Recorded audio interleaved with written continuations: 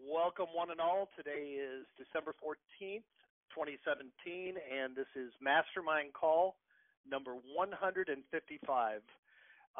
We are having a company-wide planning session today, so we're going to try to keep this call a little bit on the brief side, but having said that, we're not going to ever get off of these until we've helped all of you and answered all of your questions. Just real quick, Tim, anything you want to share before we go to the callers?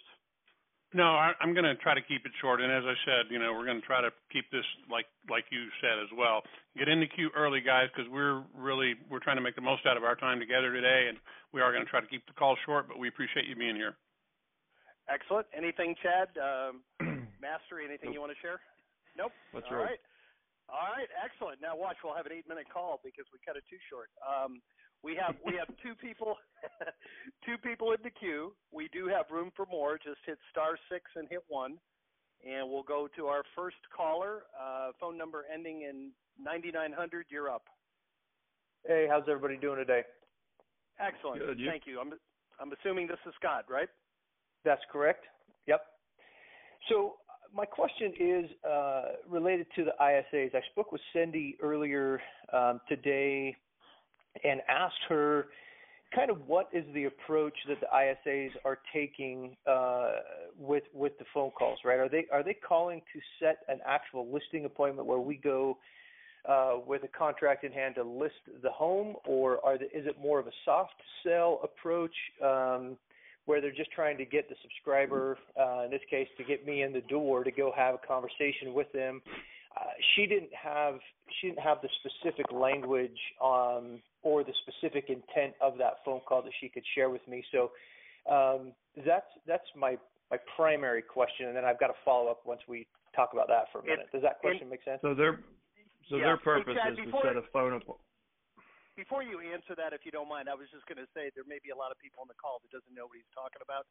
An ISA is an inside sales agent, and we instituted a new program last week where in addition to sending the letters for you, we will now also make the calls for you. So just for the benefit of everybody who wasn't on the call last week, I just wanted to clarify that. Yep, sorry about that. I made some assumptions there. No, that's okay. Thank you. No worries.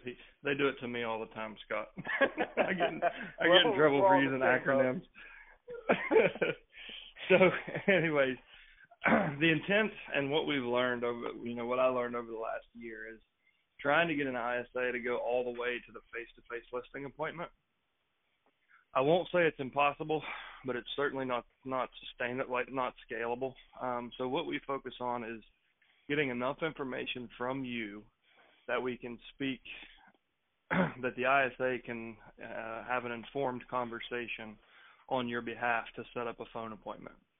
So they're going to talk a little bit about the name of your business, kind of your brand, anything you want them to talk about. You can kind of customize that part of the script. So, hey, this is Janice. I'm calling from Scott's office. We actually have a probate team here in Phoenix, and, we've helped X number of families this year. You can customize it to that level if you want to. If you don't, then we're going to go and just say, we're calling. This is Janice. I was calling for Scott. He's got a couple of spots on his calendar tomorrow, and we noticed you're the executor of his estate. I think it would be really beneficial for you to talk to him. Would 3 o'clock or 4 o'clock be better? And so there's different ways we can do this. If you want to have a lot of information about you and your business, we can do that. Otherwise, we can do just a brief touch. What we're finding is regardless, of all the calls we've made, it only takes us about 40 leads to set a phone appointment. And of those phone appointments, 2/3 of them are turning into listed properties. So 2 and 3 will be listed.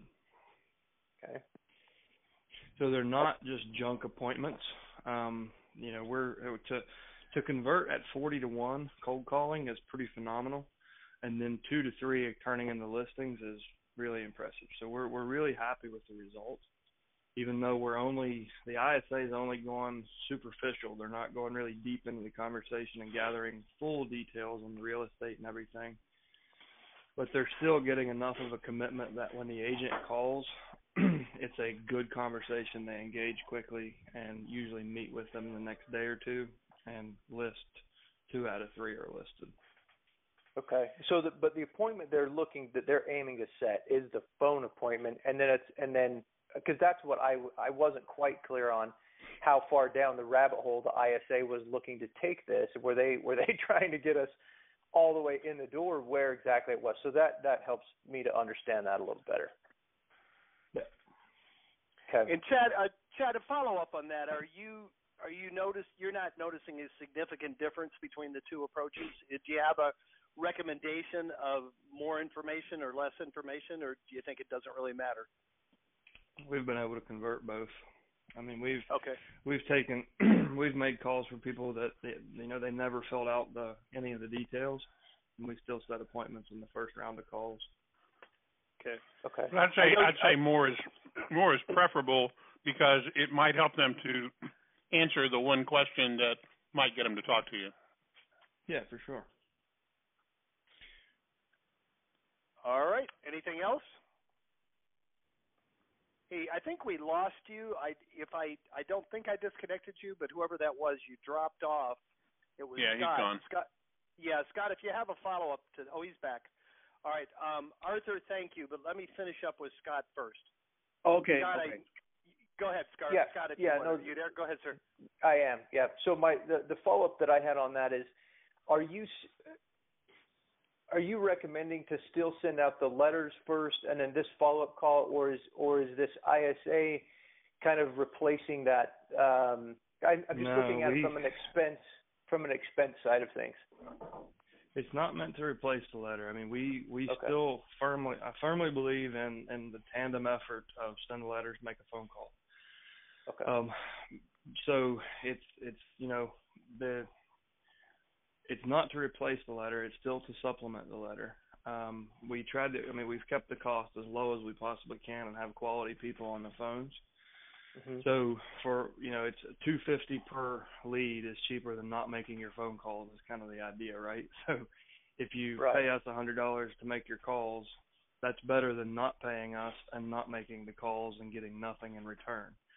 So we try to keep the cost as low as, the discussion came down to pennies in that cost, like how many thousands of calls and how many thousands of pennies make a difference. So we're able to put really high quality people, domestic callers from New York, on the phone for only $250 a lead, calling all 4 numbers and leaving voicemail. So it does add to your expense if you look at it from just a pure expense, but if you look at the return, you should see actual cost savings versus not making phone calls. Well, you're also cutting down the next month. I mean, our process is, we literally kind of look at this as a 90-day window. You've got about a solid 90 days of pursuit, and each subsequent month is less calls and less letters. So if you sign up for this, let's just say for argument's sake, you're starting off and you've got 100 leads. Well, as they prosecute those leads in the course of that month, they may cut that down to 50, and of that, then the third month it may be down to 25. So they're working within the system and flagging them out. So your numbers are getting smaller and smaller. It's just getting the job done for you, so you're not taking your time to go do it. You're spending your time talking to potential customers. That makes sense. Okay, I think that wraps up the majority of the questions in the thought train that I had on that. I appreciate it, gentlemen. Thank you. Yeah. Thank you, Scott. I was gonna comment also that it's really no different than if you were calling yourself. You still want to send a letter out, whether you're calling or your phone, your assistant is calling for you. The letter still introduces your services, and when that phone person calls for you, hopefully they got the letter, read it, and they know who they're referring to, just as though you were making the call. It doesn't really change the approach at all. It just has a different person, filling the phone call component of it. And, we hope that these people will be at least as good as you, and this way you know for sure that the calls are getting made. It may be for you to go do something else where you can generate extra dollars. No, that makes sense. Thank you. Okay, excellent. Oh, you're very welcome. Arthur, are you already unmuted? I believe if you can hear me, then yes, I'm there. You are. Yeah, I kind of thank you for your patience. We went a little bit out of order. And by the way, guys, we don't have to be out of here in 15 minutes. We do have room. There's nobody else in the queue, so we do have room for more questions, comments, wins, things you want to share with us, again, hit *6 and hit 1. And then, Arthur, you're up next. Thank you so much. Well, being that I'm a little bit new to this, and I have had my first wave of probate leads, and I've done my best to make a few phone calls, so I've learned a lot. And my question is around distressed properties or pre-foreclosure. I have a lot of clients that are indeed interested in listing or selling the property, but they have mentioned to me that, hey, it's been a while, and the property didn't pay its taxes, its mortgage, etc., its HOA. How do I go about that? Can a bank pre-foreclose or foreclose a property that is owned by an estate? They can. There are ways that you can actually stop it judicially. But if the family puts their head in the sand, the bank has every right, especially if it's a reverse mortgage. Well, it doesn't matter if payments aren't being made, then they have the right to recover the asset. Now, if there's no money in the estate bank account and there is equity in the property, in most states you can actually petition the court to basically freeze the asset, so that it won't allow for the judicial foreclosure. So you'll have to look in your state, and if you need an answer to that, I would talk to a real estate attorney or a probate attorney or the probate clerk, or all of the above, to get a good understanding, because it sounds like you've uncovered more than one of these already, right? That is correct, yes. And I've seen pre-foreclosed properties, and I didn't know whether I could say, oh, let me go ahead and list it still, or can I not list it at this point? Sure, you can do that. You can always list an NOD or a pre-foreclosure. Like, until the actual day of the trustee sale, you have every right, they have every right to list and sell their own property, because it's still their property. So if you know there's equity, and you know that they've already filed the NOD, you probably have 90 to 120 days to get that house sold. So get it on the market and get it sold. And that's usually the case. But if you're coming up, let's just say hypothetically, a family called you, they had gotten a notice of default, 30 days ago. It's going to the courthouse steps next week. In that case, you probably need to get their probate attorney involved so they can petition the court so that house doesn't go to foreclosure. Now, if there's no equity in the home, like if there's no equity or marginal equity, the attorney is probably going to say, you know what, it really doesn't matter. Just let them recover. Let the bank have the asset. And I've seen that happen. I've seen families do it, and I've seen probate attorneys do it, where they're like, you know what, nobody's getting harmed here. The bank gets the house. They can do what they want with it. There's no way we can do anything in that amount of time. So they let it go. But there are other situations, like, in markets like California, where it might have a $200,000 note, but it might be an $800,000 property. You don't want to let that one go. Like, you don't want to let that equity slip away, and you may not want to sell it to an investor at a huge discount to get a fast sale. So you need to kind of press pause on the situation, so you can have enough time to get that, the market value out of it without selling at a discount. And that's where you can use the court, to basically freeze the process. Thank you. Absolutely. Arthur, I was going to comment also. My background for nearly 40 years was a realtor and an investor, and one of the things that really got me so excited about this niche, my all-time best buy and flip, was almost that exact same situation. By the time the probate was filed, they were 3 years behind in the payments, and they were about 6 weeks away from foreclosure. And the family didn't have any money, and the attorney wasn't willing to even do anything to stop the sale without getting paid. So they gladly sold it to me at a really good discount. So, plan B, if you can't get it stopped, or they don't have the funds, or you don't have a cooperative attorney, bring in an investor. Anything is better than that house being foreclosed if there's equity. Sure. And often there is equity. I mean, the one that I did, he only owed about 50 cents, 50% of what it was worth. He just, when he got ill, he stopped making the payments. So, I was very honest with the people. I told them what it was worth. I told them I'm going to have to go hire and pay an attorney to stop the foreclosure, and this is a lot of work. And I'd be willing to do it, or I'll try to find you a better offer from another investor. And they were thrilled. They were very glad to get something out of it rather than nothing. But there's if there's equity, there's almost never a case where it should be allowed to go to foreclosure. It just doesn't make sense, either through the court process or, there's got to be investors in your market that would pull the trigger on a quick sale if the price is right. Absolutely. Make sense? Absolutely, yes. I do see or happen to come by more than once where my clients were actually interested, but they were afraid due to the status of the actual property. But right now, I can confidently say, let me help you with the situation. Let us go ahead and sell the property. That's correct. Now, another question would be: in many cases, I have clients that are ready and willing to sell, but they are wondering, but Arthur, it is currently in probate, and I'm not sure how is that going to work. And I want to be more confident when I present myself, because currently what I tell them is we could list the property, even though right now it is currently in probate. Until the probate is finalized, the only thing we cannot do is close on the property. Is that correct? What state are you in? Florida. That is correct. Yep. Unless you get an exception from the court. Yeah. You can close earlier if you get an exception from the court, but just a good way of looking at it, the family, they do estate sales, they sell the personal property. I mean, they're in control of that property. In most states, including Florida, it's just like Chad said earlier, you can go ahead and list it, and they can sign the listing. They can do a yard sale. They can sell the personal property. They can even sign a contract. They just can't convey clear title until the probate's completed. So obviously, if you're going to do that, you just need to put a contingency in there that, closing and occupancy to take place, within 10 days of, completion of probate. You just need to put that contingency in there and let the buyer know. Or, go ahead, Chad. Or just the contingency that, this property will close X number of days after court approval.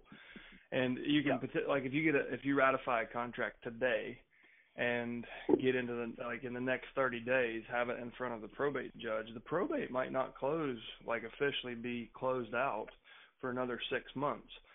But in the next hearing, that probate attorney can present the ratified contract with a market, with a valuation and say, here's a fair offer from this buyer. And in that case, then it starts I said 10 days, I'll say a 30-day clock. So as long as you have a patient buyer, kind of like with a short sale, you can basically hinge the closing, make it, the closing date is within 30 days of court approval. So then it's not necessarily contingency. It's just, it's pegged on, the closing date is pegged on the court approval date. Understood. The key is just finding a flexible buyer and being really transparent with your buyer's agent. And of course, Arthur, go ahead. No, go ahead. Follow up. Last but not least, this one is a quick one. When it comes down to filling the contract, let's say I do come to the actual property, the seller of the property is the estate of Mr. X, but the signature is by the representative. Is that correct? I don't put the person name. I put the estate name as it appears in court. That's the way I do it. That's the way I do it. Chad has a little bit different way of doing it. Either one is okay. Go ahead, Chad. Yeah, either one's okay. I always list in the executor's name, and I use the probate documents to prove that the executor has the authority. But no one's ever asked me to prove that. Now, a title company, to get a title binder, you're going to have to connect the chain of title, and the probate documents will do that. So there will be a will, a list of heirs, usually the articles of testamentary. So that's how you kind of tie it back together. The reason I chose to do that is when you list something in my MLS as the estate of, you attract a lot of BS offers, and I'm not really one to chase paper on unrealistic offers.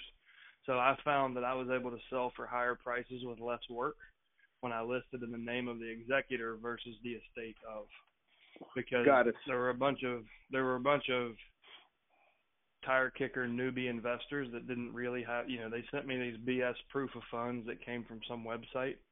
That's the kind of offers that I would get when I would list in a state of.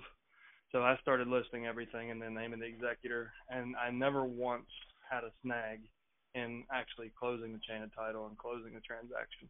Not once. Thank you very much. That pretty much answers my questions. Let's move on to the next person. Thank you, gentlemen. Yeah, hang in just a second, Arthur. We don't have anybody else in the queue, guys. Hit *6 and hit 1. We do have time for a couple more people. I'm just going to ask you, Arthur, because nationwide, I think it's a little bit unusual. It's pretty typical that these houses have some deferred maintenance, but you said a significant number. What percentage of them are you finding are actually distressed? Is it a majority of them, or just a few? According to statistics so far, and I'm trying to process, and I try to go by the 10, by 20, by 50, by 100, and I create my own statistics. What do I see as feedback? I have received a lot of callbacks from my clients, and honestly, a lot of them either claim that there's no real estate. Other ones I see on the actual client card that the address of the personal representative, okay, is the same address as the deceased, which obviously shows one thing, that they're either living in the same property or they're simply not selling it because they're staying in the property of the deceased. Does that make sense? Right. Yes. In terms of clients, my warmest or hottest leads, where we're interested, Arthur, absolutely, I'm ready to meet with you. Let's talk about it. I have found out that property is distressed, and it led me to be slightly, I should say this, unprepared for what to say in our conversation. Gotcha. And I simply, basically, because I want to move forward, so I will say like this. Out of 100, maybe 10 good contacts, about 3 of those, so about 3% at this point, that I have seen as a distressed pre-foreclosure, or either they have certain liens when it comes down to the HOA, etc. Gotcha. And they have asked me, hey, Arthur, so tell me, what is right now the status? Because listen, it's been a couple of months or years, and I believe that we have some liens on the property. Do you think we're going to go into foreclosure, or can we actually still list? That's where my original question came from. Gotcha, and that would make sense that the people that are most distressed would be the most urgent to get it listed and get something done. So, yeah, but that's good to know, and that also tells me that your market might be a little bit better opportunity for an investor than some of them. I usually tell investors probably up to 10% of these are going to have some compelling urgency, and your market, it might be a little bit higher than that. They may not be completely distressed, but it sounds like you're running into a significant number, although 3% is, that's not really that high. It sounds Correct. like 30% of them you're talking to, but 3% of the total leads have some urgency. So that's pretty normal. But that's a great question. I'm sure other people on the call learned from it. Thank you. Anything else? We have no one else in the queue. Anything else we can help you with? I have a story actually of one of the leads, which is a very unique story. Very warm, turned to hot lead that we eventually made a follow-up meeting to meet so I can take a look at the property. I would bring him a report. We can go ahead and see with what price we're going to list at. He was great, Arthur. Thank you very much for reaching out to me. I'm very interested in listing with you. We made the appointment. I thought, this is it. I finally got one. You wouldn't believe what happened a couple of hours later. I received a call from the title company that, hey, Arthur, I don't know how you got this guy's information, but we're closing in 3 days on the property. He was already working with an agent, and he was already closing in 3 days, and he didn't even know about it. Oh, geez. Yeah. Well, you're in one of the most competitive markets in the country, and you're getting enough at-bats, and you're getting enough hits, and you're doing the right things. You're going to convert your share of them. So I really hope so. I appreciate your enthusiasm. I remember meeting you. You guys got a great dynamic team there. And, I mean, the good news in a market like yours, Arthur, you're getting hundreds of leads. Your conversion rate is definitely going to be lower than, Boise, Idaho, where there's no competition. But but you get a lot more leads, and your average sales price is higher. So, it all balances out for sure. Yeah, that is correct. All right, sir. Well, I appreciate it. Well, boy, we told you we wanted to keep – thank you. We said we wanted to keep the call short, guys. We still have room for one or two more. Otherwise, we really appreciate it. This is an unusual week for us. We'll get back to our planning Last call, if anybody else has a question, comment, something we can help you with, hit *6 and hit pound. Otherwise, partners, you want to summarize? Chad, you want to give them any updates on the next mastery, or should we just get back to work? I say let's get back to work. We kept it under half But hour. I think you got one on there. I got Scott and Arthur. That's the only ones I see. Matt, there's two more. It's not showing up on my screen, Tim. You want to let them on? I don't know why. Yeah, sure, I'll do it.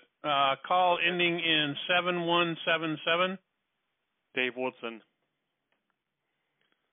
Can you hear me? Go ahead. Yeah, go ahead. Hey, Dave.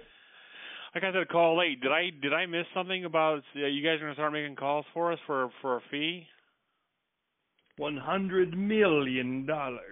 It might be worth it. So we announced last week we have ISA services, so we're actually making calls on your behalf, and it's simply $2.50 a lead. We'll call all four numbers and leave voicemails.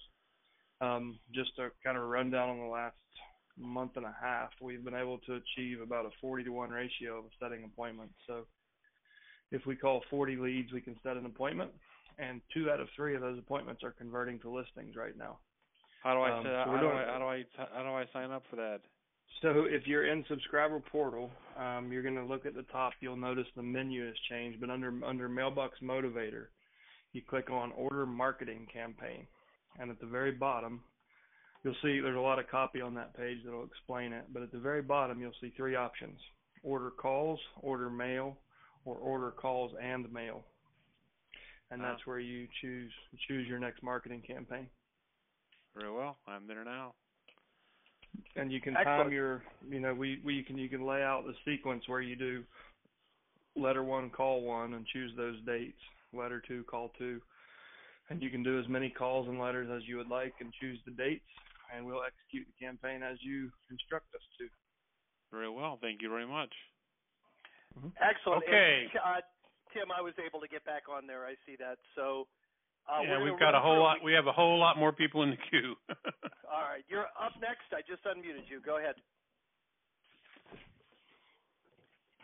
What is that phone number end in? It looks like 2821.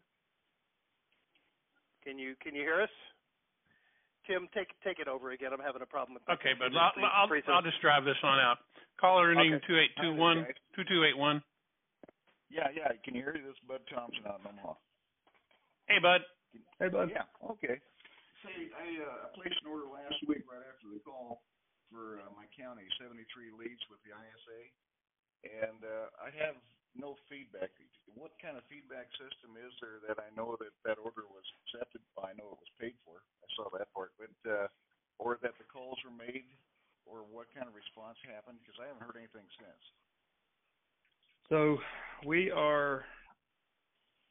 launched early because we wanted to get this out and decided it was kind of easier to steer a moving truck, right? There's some questions to be made. So one of the things we're looking at is potentially integrating a dialer into the system so that the ISA can be more effective, and those of you who are making your own phone calls will have a dialer so you can prospect more efficiently. There's certain things that we're working on. So right now everything's kind of happening manually. Brand, you should hear from the ISA to kind of say, hey, we've got you. Here's your statistics from your last week campaign. Right now what we're trying to do is keep the calls tied to the letters. Did you order just calls, Bud? Yeah, I sent my own letter on December 5. Okay, and did you do you remember what the start date was that you put on your calls? Yeah, I put Monday the 11th. Okay. So chances are, more likely than not, your calls were made on the 11th, and we haven't gotten you the report on that. What we try to get you is a full analytics report, so number of calls made, number of contacts made, voicemails left, conversations had, etc. So we'll be in touch with you to let you know what we've done. We're still playing catch up. We got hit with a bunch of orders, and sure. And it's we're still figuring everything out, and because we're doing it manually, it's not a perfect system. Once we get the software built, everything will be built into your CRM, so you'll see it in real time. Okay, that's fair enough. Yeah, and I think the important thing is we will definitely get back with you, and we'll make sure that Brandon gets you information back, and we'll get the wrinkles ironed out of this. But the bottom line is we're moving forward. I think our reporting right now leaves a good bit to be desired, but we're definitely get there. And if that answered your question, Bud, we're gonna move on because we've got a bunch of people still in the queue, and we don't want to miss anybody, and we got to roll. Okay, you good? Go for it. Yeah, I'm good. Thanks, man. Appreciate you. Okay, call ending in 5959. Hi. Joe. Yeah. I had a quick question for you. I'm just starting in this, and I was told by an attorney that they can pay some sort of a bond to enable their sale pretty quickly. Mm-hmm. So what he's talking about is a Fidelity Bond. And like in the state of Virginia, that was a good example. We kind of have a fast lane for everything. So we, in Virginia, we go, like at any time after the probate's filed, I'll list in the name of the personal representative. We'll sell the real estate. And the title company is able to disperse funds directly to the family as long as they purchase a Fidelity Bond. And it's usually, I think in Virginia, it's a straight $250 if I remember. It might be $350, but as long as you buy that Fidelity Bond, they can release funds and you can go ahead and close the real estate. Now you can't do that in every state. Like California, for example, you still have to have court approval. However, in states like California, if you have a Fidelity Bond or the will waives the need for a Fidelity Bond and you petition the court for full authority, then you can still move forward and do that. There's just some steps that need to be taken to make sure you can do that. You can't just go out and do it in California unless you have full authority. Okay. So, I mean, basically that almost, if people are willing to do that, that puts it in almost in the same time frame as any other sale. Oh yeah, like most of my probates were less than 60 days. Like easily inside of 60 days. We would usually have them on. I'm sorry. Are you familiar with Illinois? I'm not. No, I'm not sure there. Okay, it's a judicial state, but I didn't know if you do off the top of your head. All right. The really complicated ones. Hawaii and California are the two toughest. I do know that Florida requires court approval. I'm not sure about Illinois. Okay. Thank you. Yeah, good question. Okay, great. Thank you. Ending in 7334. Go ahead. Hi, this is David. Can you hear me? Yes. Go ahead, David. Hey, everybody. This is David. I'm in La Habra, Orange County, California. I'm brand new, first call, and I have a basic question regarding the leads. I'm going to be gathering these leads manually for a little bit. I need the transaction to fund, joining the group. So I'm curious, when we look for these leads, or even when you provide the leads, I assume that these leads are not any guarantee of property available in the probate. Do we worry about that at all, or do we just market to them regardless? And also, if there's a surviving spouse, I noticed a lot of folks drop it when they see there's a surviving spouse. Do we worry about those two items, or do we just market to these folks for the 3 months? So one at a time, yes, you can go gather your own leads. Depending on how much time you want to spend at the courthouse, you can gather the probate leads, and then you can check them for real estate owned. It can be done. You just need to kind of educate yourself on that gathering process in your county. As far as calling surviving spouses, if you go to, since you're not a subscriber, go to alltheleads.com, and in the top menu, click on blog. Mm-hmm. And then on the column, I think it's on the right hand column, you can see like tags. There's a series called Tips from the Trainer. And one of those videos, one of the first ones was called, the name of the blog post is "Should You Call a Surviving Spouse?" And it's probably like a 10-minute deep dive on all the reasons you should do that. I won't go into it on this call because we're trying to keep this short, but you absolutely should call the surviving spouse if you're serious about this, because you truly are doing them a service. And that video will help you work on your approach toward doing that. Okay. And as far as looking up the property that may or may not be available, just go to my title search and plug in a name or the deceased address and kind of look for it those ways? Well, so what you want to do is you're going to go to your county clerk, look up the probate records, and you want to take the name of the deceased and then look up in the tax records. So you've got two separate sets of records. Once you have your probate list, then go to take the name of the deceased and search tax records for that name. And you'll find that sometimes that will, like the real estate owned, will match the deceased last known address, and you'll find oftentimes that it doesn't match because it was a rental property or a vacation property, or the kids are living in it or something else. So. Okay. But it really comes down to how much time and resources you have. If what we do, because we have a different process in over 3,000 counties, we gather all of the probate data and we give it to you, and then we help you market to that to get it down to the ones that own real estate, and more importantly the ones that own real estate and want your help. Yeah. Well, as soon as I can, I'm definitely going to be jumping in. So I appreciate the help. Call me when you're ready. You got my number. Thank you, David.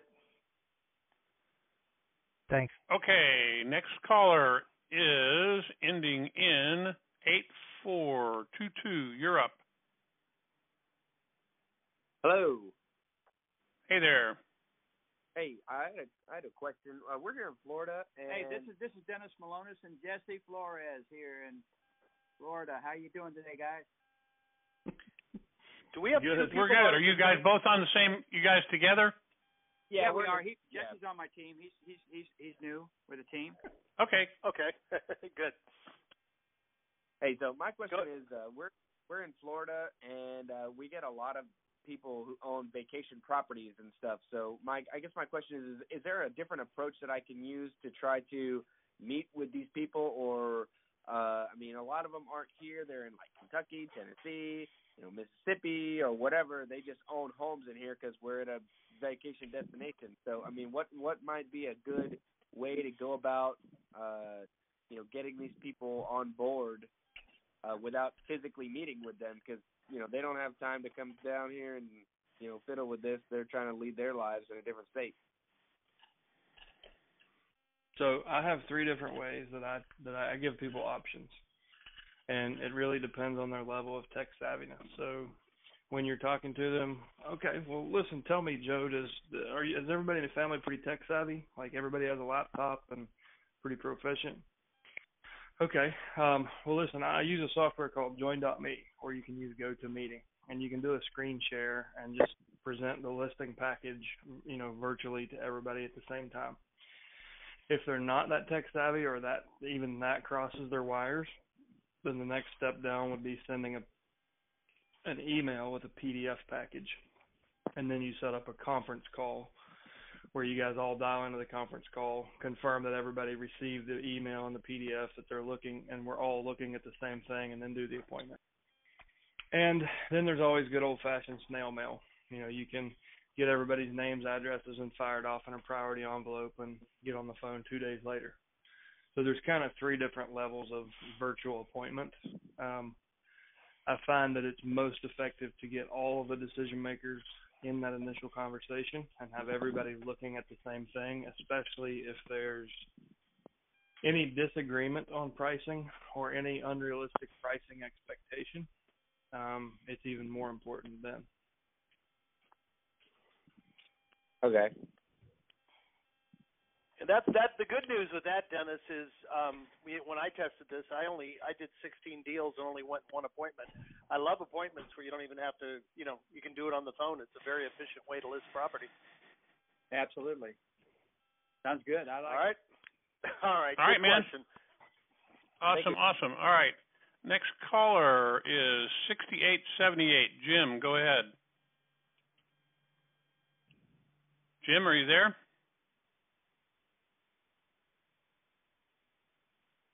Six 6878. All right. We'll try and get. Nope. We'll try and get back to that one. All right. Next caller, 2268.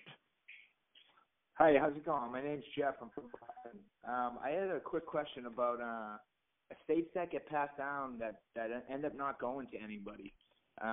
Do these get categorized somewhere in the court system, or that there is no one that there's no personal representative to pass these down to due to no will, or they just can't find anyone due to like a lost relative or whatever?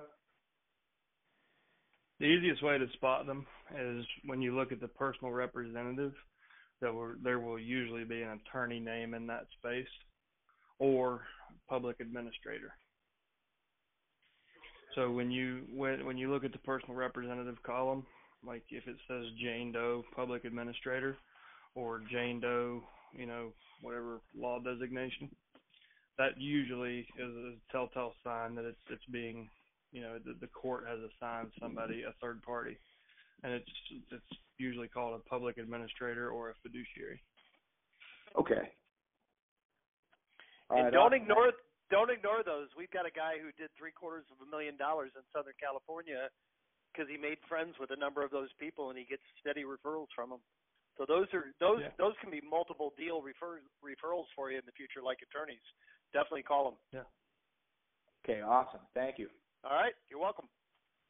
Okay. Last four digits, 6467. Hey guys, this is George from Southern California, and I have a question in regards to the ISA. I'm envisioning, and this is I'm a brand new client of yours. I'm envisioning 70, 80, 90 leads a month, and my area is so geographic specific that I don't imagine reaching out to the majority of them. Maybe, I'm guessing right now, but maybe just a dozen or so a month. Am I able, before the postcard or before the cards go out and before the phone calls are being made on my behalf, am I able to limit who is being sent those before those phone calls and letters are sent? Sure. If you click into the contact record, so you'll go to My Leads, which will take you to your list archive. You click on that, you go into the list view, and then all the way into the contact record where you see the information for the personal representative, the attorney, the court, and the deceased. At the very bottom, there'll be 4 tabs. The third tab over is options/status. And in there, in the second or third row down, you'll see exclude from, and there's a button for calls, email, and mail. So you need to go through your list and exclude using those buttons, and then that way you'll never be charged for mail or calls if that button is clicked on any of those leads. How much time do I have between doing that and before your crew starts making calls to everybody? Well, it depends if you're on autopilot. So if you're on autopilot, you would want to do that the day that your leads come in, because we're going to trigger a workflow that day. If you're not on autopilot, like if you come in and place your mail order, the day if you do it manually, then the day your leads come in, you would go in and do that, and then go over and click marketing campaign, and then set up your calls and email or calls and mail after you've done your exclusions. But then you would have to come back every month and do that. So either way, there's a bit of a manual effort. Sorry, Tim, go ahead and then I'll finish. All I was going to say is where it becomes more important is in the second and third months. In the beginning, if your leads are just coming in the door, you probably want to get on them as quickly as you can. So unless you're going to really, really rapidly go through the exclusion process, you want to get out and get after them as quick as you can. So the first month, you'd probably be reasonably well advised to just say, go get them all if you can, and then as soon as possible after that, as you start moving through them, or you do what you're doing to them, then make sure that you start excluding them and get rigorous about doing that. Just make it kind of part of your discipline to do it in the second and third month, so your costs will be significantly lower. Yeah, okay. Tim, I don't think you heard him. He said he only wants to work a small geographic portion of his market, so he wants to do it in the beginning, exclude them from the beginning. Okay, then let me rephrase my answer. Let me rephrase my answer. So here's the deal. I mean, we'll take it offline. If you would put this in a request to support, we always want to bend over backwards to accommodate our folks. So if you really only want to do that, and you really, you're going to do a zip code sort or whatever you're going to go do to do that, if you would like us to delay, and give you a couple of days to go do that, you just need to let us know, and we'll certainly take a look at that, and we'll put you on delay. The other thing that you've got to be aware of is that unless you're on autopilot, you're not approving a proof, and if we never mail for you until you've had a chance to approve your proof for your letter. So if you're on autopilot, we would continue to go do it. If you'll just let us know that you want us to delay it a couple of days so you can do that, we'll be happy to accommodate you and, build a little delay cycle in there for you so you've got time to go do what you need to go do. Got it. Okay. Okay. All right. Thank you. Perfect. All right. Let's get to Victor 3048. Hey guys, you've answered a lot of my questions. I'm in Texas. It's been great to be on this call. A lot of my questions have been answered, but make it short for you. I am sort of in charge of a couple of people here, and I'm looking at these new acquisition methods, one of which is all the leads, and I'm very interested in doing this. I just want to kind of get a grasp of, as opposed to other vehicles that I'm using to acquire properties, I want to get a grasp of timeline, okay, from the time I start this thing, and I know that there's several things that happen, right? There's a chain of events, like you say, workflow begins, and I'm very interested in outsourcing with your ISA program. I think that's very compelling for our group.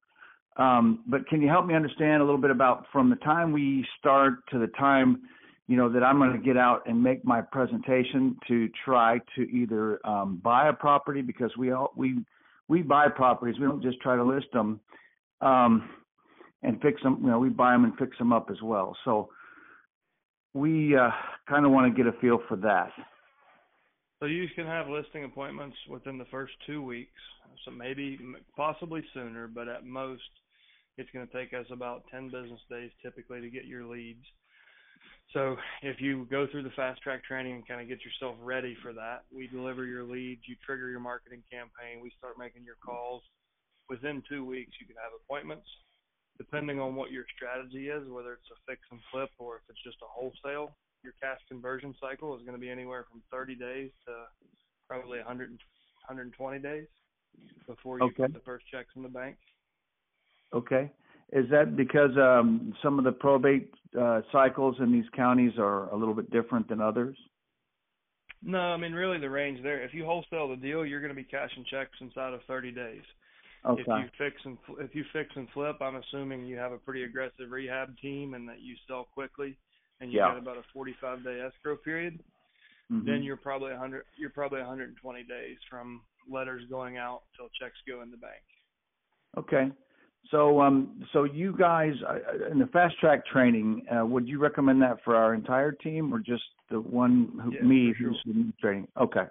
And we make that as concise, like we pack as much as we possibly can. It's 38 minutes of training, but it will put you ahead of 95% of real estate professionals as far as knowledge in this space.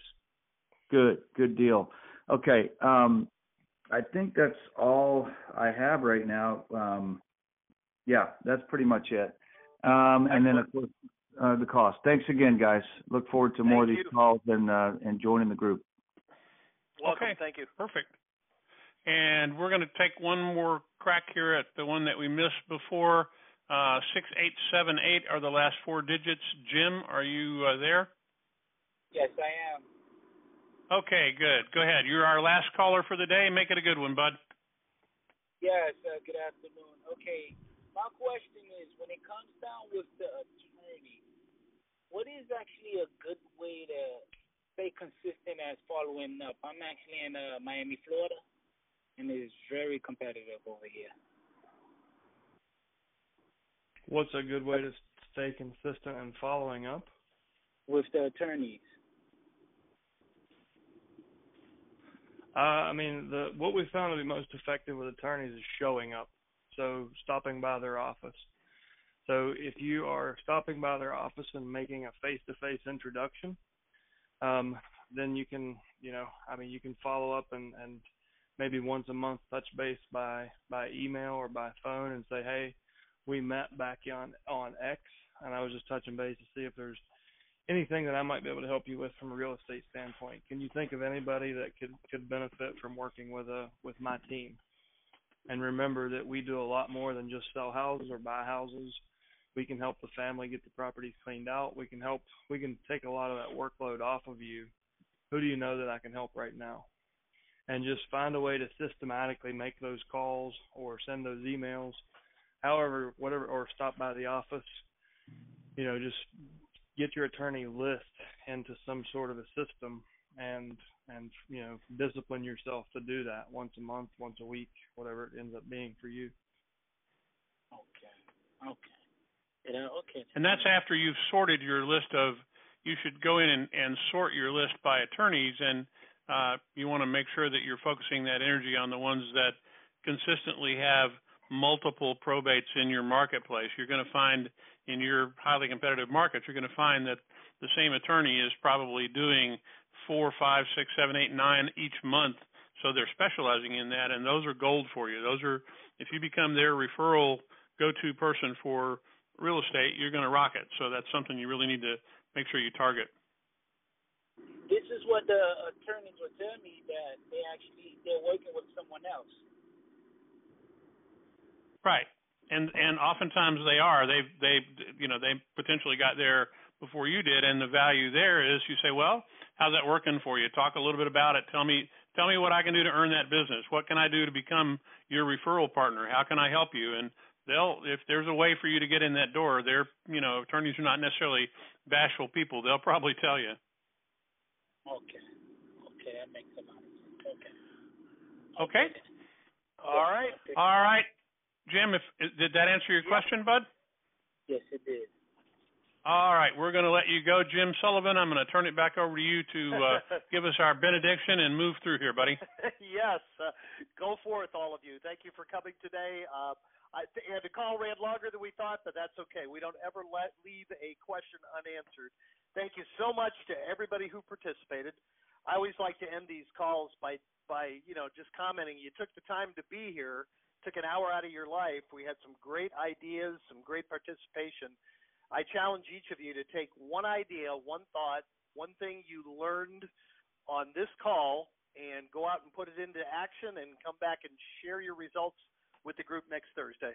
Thank you so much, guys. Make it a great week. We'll talk to you soon. Take care.